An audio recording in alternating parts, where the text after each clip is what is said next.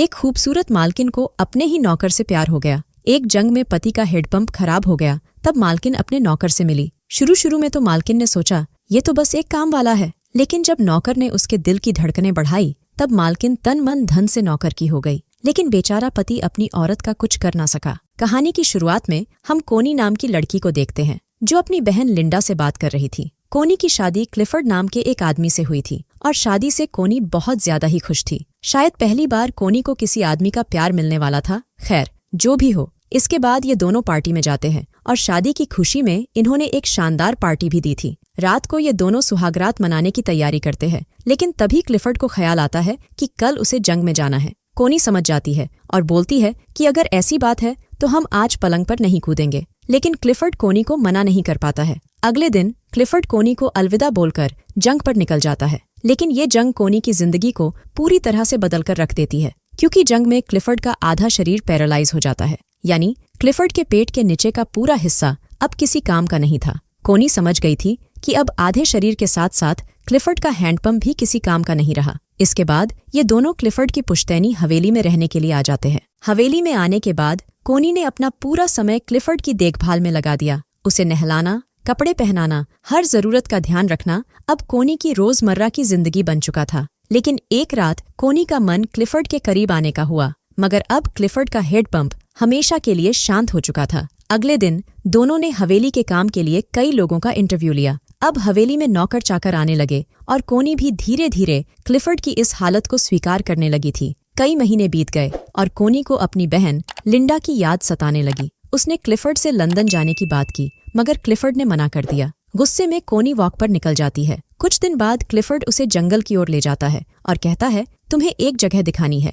लेकिन रास्ते में गाड़ी कीचड़ में फंस जाती है। तभी वहां आता है ऑलिवर, क्लिफर्ड का नौकर, जो पास की एक कोठरी में रहता था। ऑलिवर मदद करता है और गाड़ी को बाहर निकालता है। इसके बाद दोनों एक शांत जगह पर आ जाते हैं। उस जगह पहुंचकर क्लिफर्ड कोनी से कहता है मैं यहाँ पहले भी आता था, लेकिन अब मेरे बाद यहाँ कोई नहीं आएगा। उसकी आंखों में दर्द साफ झलक रहा था, क्योंकि अब वो पिता नहीं बन सकता था। कोनी उसकी हालत समझ रही थी, लेकिन तभी क्लिफर्ड बोलता है तुम चाहो तो किसी और मर्द से बच्चा पैदा कर सकती हो। ये सुनकर कोनी हक्का बक्का रह जाती है। उसने साफ कहा मैं तुमसे प्यार करती हूँ, मैं ऐसा कैसे कर सकती हूँ। क्लिफर्ड समझाता है और बोलता है तुम्हें बच्चों से प्यार है और हमें भी एक वारिस चाहिए, बस याद रखना बच्चा चाहिए, मर्द नहीं। कोनी सोच में पड़ जाती है। अब धीरे धीरे कोनी क्लिफर्ड की देखभाल करके परेशान हो चुकी थी। एक दिन उसकी बहन लिंडा उससे मिलने आती है। कोनी का चेहरा देख लिंडा घबरा जाती है। कोनी बस इतना कहती है अब थक गई हूँ सब संभालते संभालते। लिंडा अब और नहीं सह पाती। वो क्लिफर्ड से साफ कह देती है मैं कोनी को डॉक्टर के पास लेकर जा रही हूँ और अब तुम्हारी देखभाल के लिए किसी को रख रही हूँ। क्लिफर्ड बोलता है मैं संभाल लूंगा सब कुछ, तुम बेवजह चिंता मत करो। लेकिन लिंडा उसकी एक नहीं सुनती। कुछ ही दिन बाद वो मिस बोल्टन को लेकर आती है, जो अब से क्लिफर्ड की देखभाल करेगी। इसके बाद कहानी एक नया मोड़ लेती है। कोनी जंगल में ऑलिवर के कॉटेज के पास पहुंचती है, जहां ऑलिवर खुले बदन नहा रहा था। कोनी की नजर उस पर पड़ती है और जैसे उसके शरीर में कुछ जग सा जाता है। कुछ देर बाद वो ऑलिवर से मिलती है और वो उसे अंदर बुला लेता है। असल में क्लिफर्ड ने उसे तीतर के अंडे देखने भेजा था। कोनी वापस हवेली आ जाती है, लेकिन उस रात वो ऑलिवर की यादों में खो जाती है। अगले दिन कोनी बिना कुछ बताए वो फिर ऑलिवर से मिलने पहुंच जाती है। ऑलिवर उसे बैठाता है और आग जलाता है। कोनी कहती है मैं कभी कभी यहाँ बैठने आना चाहती हूँ। ऑलिवर बस मुस्कुराता है और यहाँ आने के लिए मना नहीं करता है। अब कोनी का दिल हवेली से ज्यादा ऑलिवर के कॉटेज में लगने लगा था। क्लिफर्ड के साथ उसका टाइम कम होता जा रहा था। एक दिन लंच के दौरान क्लिफर्ड सबके सामने कोनी को बुरा भला कह देता है। ये बात कोनी को अंदर तक चुभ जाती है और वो गुस्से में सीधी ऑलिवर के पास पहुंच जाती है। ऑलिवर उसे तीतर के चूजे दिखाता है, जिन्हें देखकर कोनी का दिल पिघल जाता है, जैसे उसे अपना अधूरा सपना याद आ गया हो। तभी वो अचानक ऑलिवर से लिपट जाती है। ऑलिवर थोड़ा घबरा जाता है, लेकिन फिर वो कोनी अंदर ले जाता है। कोनी उसका हाथ पकड़ती है और उसके बाद वो सब होता है जो कई रातों से अधूरा था। सब कुछ चुपचाप हो जाता है और कोनी बिना कुछ बोले वापस हवेली लौट जाती है। नहाते वक्त भी उसके दिमाग में बस ऑलिवर ही घूम रहा होता है। अगले दिन कोनी फिर से ऑलिवर के पास जाती है, लेकिन इस बार ऑलिवर कहता है बार बार आओगी तो लोग कहेंगे मालकिन रोज नौकर से अपनी थकान मिटवाने आती है, लोगों की ये बातें सुन सकोगी। ऑलिवर की बात पूरी होने से पहले ही कोनी अपने होंठ उसके मुंह पर रख देती है। एक बार फिर दोनों अपनी हदों को पार कर जाते हैं। सब कुछ होने के बाद कोनी जाने लगती है, लेकिन जाते जाते मुस्कुराकर पूछती है क्या हम अब भी अजनबी हैं। ऑलिवर भी मुस्कुराकर जवाब देता है अब तो बिल्कुल भी नहीं। कोनी के चेहरे पर वो चमक थी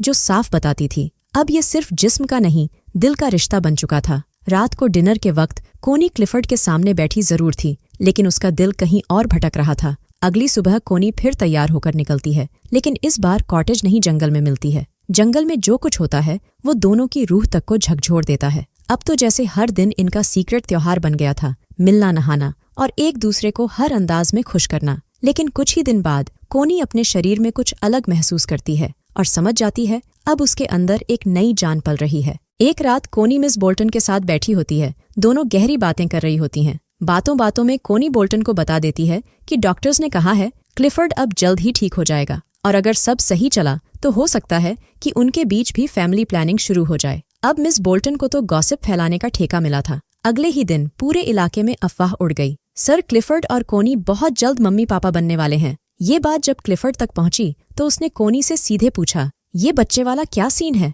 कोनी मुस्कुराकर बोलती है, सब अफवाहें हैं बस। वैसे डैड ने खत भेजा है, वेनिस में 2 महीने के शो में साथ चलने को कहा है। क्लिफर्ड को शक हो गया कि कोनी कहीं बच्चे का काम पूरा करने ही तो नहीं जा रही। कोनी हामी भर देती है। क्लिफर्ड बस इतना कहता है, जो भी हो लौट आना बस, और बच्चे का बाप कौन है ये मुझे जानना भी नहीं है। इसके बाद कोनी ओलिवर के पास आती है और धीरे से कहती है, शायद मैं प्रेग्नेंट हूँ और मैंने क्लिफर्ड को सब बता दिया है। ये बात सुनकर ओलिवर पूछता है, बच्चे के बारे में सुनकर क्लिफर्ड ने क्या कहा? तो कोनी बताती है क्लिफर्ड को अच्छा लगेगा क्योंकि सभी को लगेगा ये बच्चा उसका है। इतना सुनते ही ओलिवर को झटका लगता है। अब वो समझ चुका था कि कोनी को सिर्फ बच्चा चाहिए था, इसलिए वो उसके पास आई। गुस्से में ओलिवर कहता है, तुम्हारा प्लान साफ था, मेरा हैंडपंप चलवा लिया और अब बच्चा क्लिफर्ड के नाम चढ़ा दोगी। कोनी को बुरा लगता है। वो कहती है, मेरा ऐसा कोई इरादा नहीं था, मैं तुमसे प्यार करती हूँ। लेकिन ओलिवर अब भड़का हुआ था। वो कहता है, तुमने मुझे इस्तेमाल किया बस। इतना सुनते ही कोनी रोती हुई वहां से चली जाती है। कुछ दिन बाद जब क्लिफर्ड के साथ वो जंगल जा रही होती है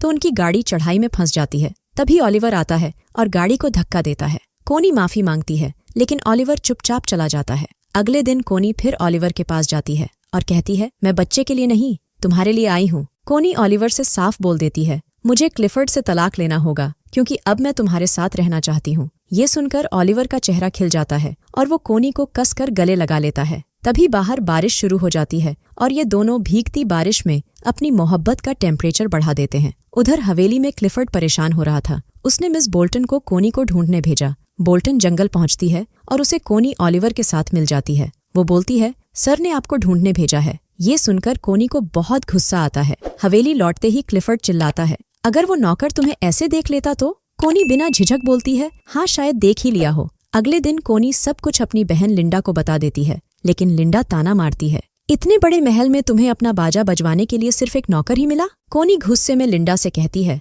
मैं ओलिवर से प्यार करती हूँ और अब उसे छोड़ना मेरे बस में नहीं। शाम को कोनी लिंडा को ओलिवर से मिलवाती है, लेकिन लिंडा पहली ही मुलाकात में ओलिवर की बेइज्जती कर देती है। वो झोपड़ी को देखकर ताना मारती है कि इस झोपड़ी में रहकर तुम कोनी को कैसे पालोगे। बात पूरी होने से पहले ही लिंडा वहां से निकल जाती है। अगले दिन लिंडा कोनी को लेने आती है, लेकिन जब ये ओलिवर के घर से निकलते हैं तो एक औरत कोनी को देख लेती है। कुछ ही दिन में हवेली से लेकर गांव तक कोनी और ओलिवर के रिश्ते की चर्चाएं होने लगती हैं। क्लिफर्ड को जब इस अफेयर की खबर मिलती है, वो ओलिवर को बुलाकर कहता है, तेरी वजह से मेरी बीवी बदनाम हो रही है। अब तू नौकरी से भी गया और इस शहर से भी। ओलिवर कुछ नहीं कहता, बस सर झुकाकर चला जाता है। थोड़ी देर बाद कोनी ओलिवर के पास आती है, लेकिन ओलिवर कहता है, अब हम साथ नहीं रह सकते, मेरे पास तुम्हें देने को कुछ नहीं बचा। और वैसे भी ओलिवर अब बहुत डर चुका था। जाते जाते ओलिवर कोनी से बोलता है कि मैं तुम्हें ढूंढ लूंगा। इसके बाद कोनी क्लिफर्ड के पास आती है और बोलती है, तुम्हें ओलिवर के बच्चे को अपनाना होगा। तो क्लिफर्ड बोलता है, एक नौकर के बच्चे को मैं नहीं अपनाऊंगा, और वैसे भी अब ओलिवर के बारे में सभी को पता चल गया है। तो कोनी बोलती है, मुझे तलाक चाहिए। पहले तो क्लिफर्ड तलाक के लिए मना करता है, लेकिन कोनी क्लिफर्ड की एक नहीं सुनती है। दोनों का तलाक होने के बाद कोनी अपने घर चली जाती है और कुछ महीने बीत जाने के बाद एक दिन कोनी ओलिवर को ढूंढ लेती है और ये मूवी यहीं पर खत्म हो जाती है।